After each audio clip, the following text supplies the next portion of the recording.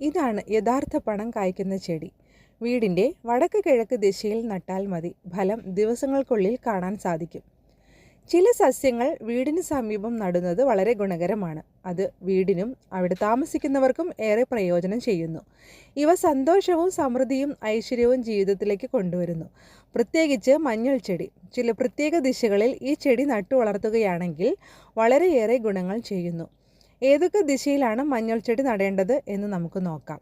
എപ്പോഴും മഞ്ഞളിൻ്റെ സാന്നിധ്യമുള്ള വീട്ടിൽ ദാരിദ്ര്യം ഉണ്ടാകില്ലെന്നാണ് വിശ്വാസം. അല്ലെങ്കിൽ വീടുകളിൽ അനാവശ്യ ചെലവുകൾ വരാൻ സാധ്യതയുണ്ട്.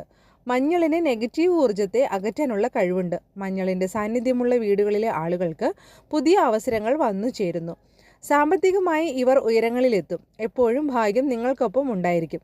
വീട്ടിൽ കലഹങ്ങൾ ഒഴിഞ്ഞു പോകാൻ മഞ്ഞൾ ചെടി വീട്ടിൽ വളർത്തുന്നത് വളരെ നന്നായിരിക്കും.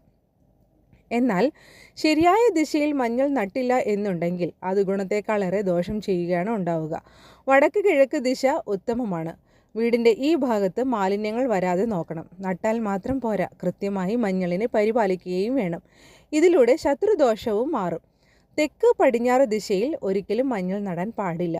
ഇത് വളരെയധികം ദോഷങ്ങൾ ഉണ്ടാക്കും.